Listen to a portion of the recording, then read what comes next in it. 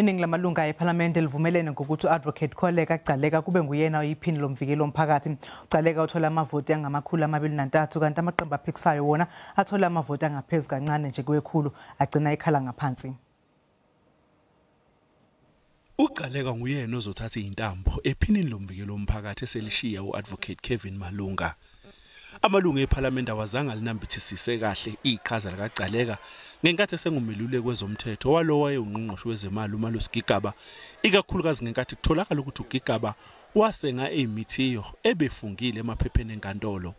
Laba bebephikisana nokuqoka kwakhe bamgxeke kakhulu ngokweseko wayinhloko yeNPA uMenzi Simelane.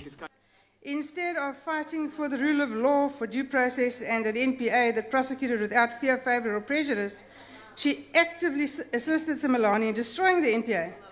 The imposed choice of Advocate Kholeka Gcaleka by the ANC makes mockery of the important role the Office of the Public Protector is meant to play. Advocate Kholeka Gcaleka, prima facie appears to meet the required legal background and skill requirements for the position.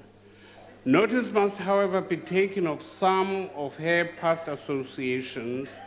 ANC members, however, said that the advocate had a very good interview. However, it should be remembered that Advocate Mkhwebane also had a very good interview for the position of public protector.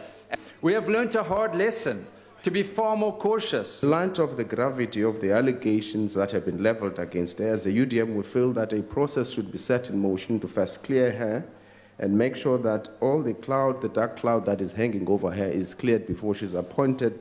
Incomo zokuqoka kaGcaleka zizohanjiswa kumengameli wezwe okuyena ozombeka kulesi khundla.